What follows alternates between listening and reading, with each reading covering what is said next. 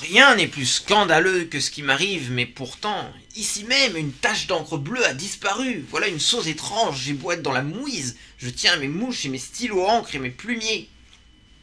C'est de la magie. La température de la chambre a fait tout simplement évaporer la tache. Ne va pas chercher autre chose. Sois raisonnable, mais enfin, ne me dis plus rien, ce n'est pas possible. Écoute, mon appartement est humide, j'entends le bruit des canards qui vont sur le canal le matin. La température au petit jour n'excède pas d'après moi les 5 degrés et je prends également des douches froides. Cela ne te suffit-il pas ou faut-il encore que j'achète un thermomètre? Écoute, je cherche. Ben non, il n'y a pas de tache bleue. Alors, qu'est-ce que je te disais? Mais enfin, que fais-tu là? Ne bois pas de cet alcool avec ces médicaments. Je comprends que tu aperçoives un passage.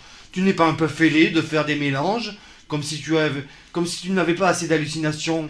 Voilà, tu croyais avoir vu ton encrier tomber alors que tu rêvais. Mais sacré nom, qu'importe ce que tu penses de moi, que ce soit fou comme tu penses. Moi je suis sûr, et c'est cela qui est important, mon intime conviction. Toi tu es comme un saint Thomas, tu n'étais pas là, tu n'y crois pas, soyons pragmatiques. Voilà, bon, une tache a disparu. C'est ça. C'est beaucoup. Il y a une faille dans la réalité.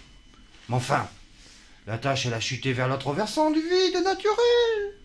Soyez alors, ne vois-tu pas l'énormité d'une telle chose? L'espace se pince, se déchire, laisse passer mon encre et puis se rappelait pour laisser hors de notre vue l'espace derrière le vide. Soit tu es devenu complètement fou, soit il y a... Soyez un passage. Enfin, nous y sommes. Je suis pas fou, j'ai un encrier, comme tu le vois, il est brisé, et donc il est réellement tombé il y a quelques jours. Et la tache d'encre a traversé de l'autre côté. Nous sommes d'accord. Tu me tourmentes avec ton histoire, tu sais. Tu as raison.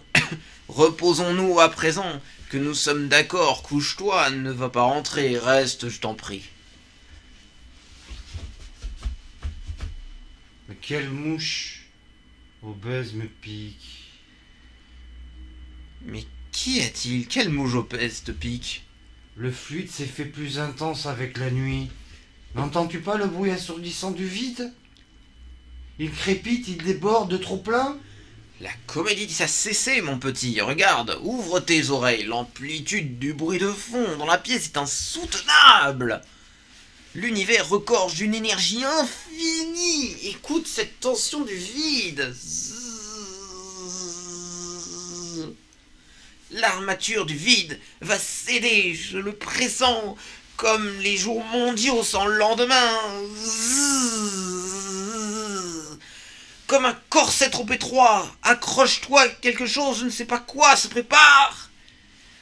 Ce phénomène est en lien avec l'énergie du vide. Donc, le vide peut à certaines occasions être l'expression d'une énergie de type surnaturel, démontrant par là même que l'espace où est contenu ce genre d'énergie est un espace très, très caractéristique, un monde à part. Cet espace surnaturel ou ensemble d'adeptes qui irradie une lumière surnaturelle dorée qu'il nous transmet dans notre quotidien, comme encore la preuve que notre univers récèle des beautés insoupçonnées et des moments particuliers que seules les personnes proches de lui et réceptives peuvent simplement entrevoir chez eux, comme la tuile d'or sous laquelle le peuple de Dieu, les pauvres, les indigents, les bienheureux reçoivent des grâces indispensables de l'ensemble monde où étant l'alpha et l'oméga qui apparaissent aux êtres les plus éprouvés dans leur vie et leur donnent la force de penser que la vie n'est qu'un passage et de continuer jusqu'au bout, dès qu'ils ont vu cette lumière extraordinaire et grâce de Dieu, alors que vos vies sont absurdes et doutes.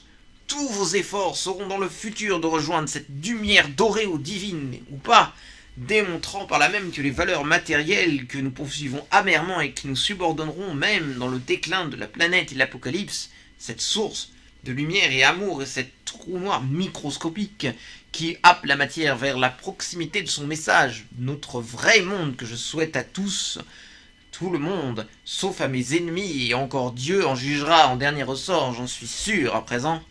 Alors que notre monde couvre vers son trépas les animaux, le climat, la nourriture, et les hommes et les femmes, même dans sa propre famille, les gens vont de chimère en chimère et de faute en faute.